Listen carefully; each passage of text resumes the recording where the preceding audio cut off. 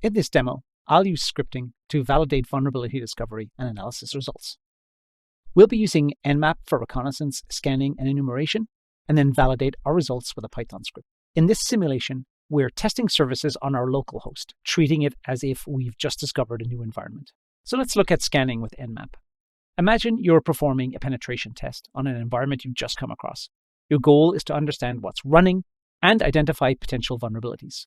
We'll start with Nmap to discover open ports and then enumerate the services running on these ports. Let's use Nmap to perform a full port scan. The command that we'll run is nmap-p- localhost.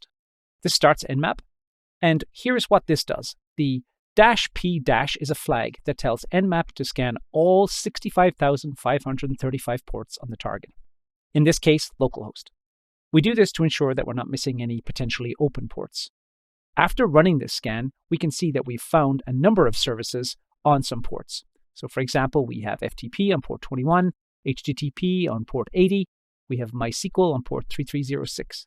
Once we have a list of these open ports, we need more details. So we'll use a second nmap command to perform some service version detection. We can do nmap space -s, lowercase s, uppercase v, space -p, 21, 80, 2222, and 3306 local host. So let's break this command down. -sv is the service version detection flag. It tells Nmap to attempt to determine the version of the services running on the specified ports. The -p flag, followed by the list of ports, restricts the scan to just those ports. This command will give us insights like whether a service on port 80 is an Apache web server, or if the service on port 21 is a particular version of an FTP server. These details are crucial for identifying vulnerabilities. Now that we have our list of open ports, let's hit enter.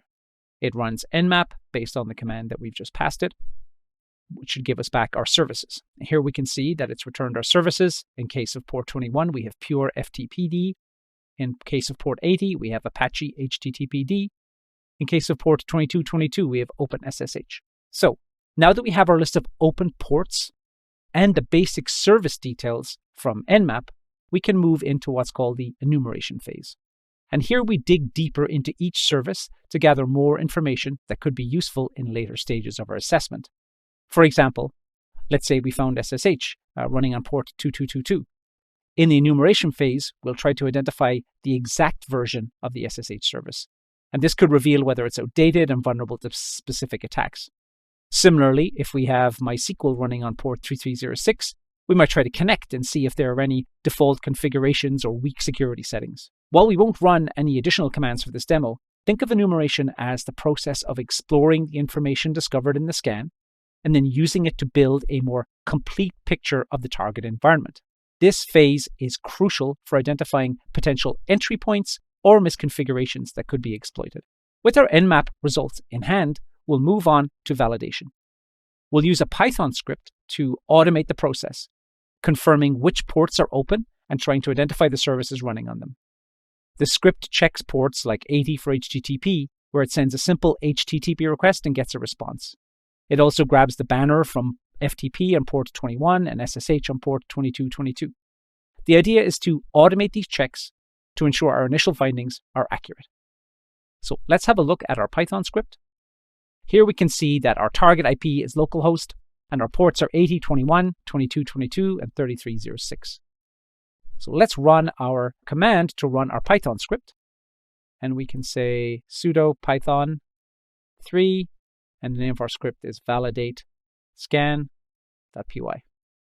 And now we can see that our script has run and we've gotten some responses. In this case, port 80 is open. The expected service is HTTP.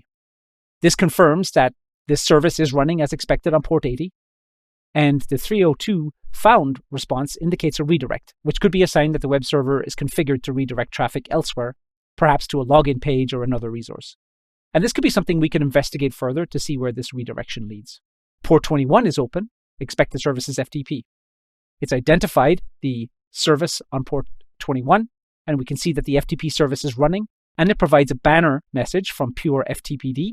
And this message also indicates that TLS is supported, which could be relevant if we're looking at how secure the FTP service is.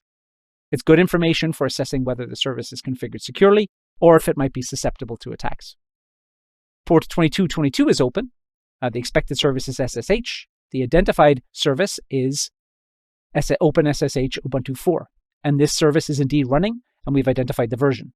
This is critical information, as knowing the exact version allows us to check if this version has any known vulnerabilities or if it's up to date. Outdated SSH versions can sometimes be a target for exploits, so we would document this as a potential risk. Port 3306 is open, and the expected service is MySQL.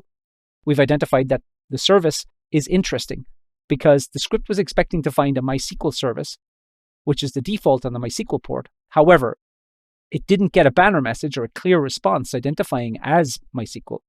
And this could mean that the MySQL service is running with restricted access, or it's not providing banner information for security reasons.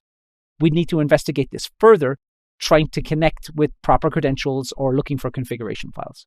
Overall, this output gives us a good starting point for understanding the services running on this target environment. The HTTP and FTP services provide useful information right away, while the SSH and MySQL results highlight areas for further exploration. This process showcases the importance of using scripts to automate and validate findings, ensuring our data is accurate and actionable for further analysis or reporting.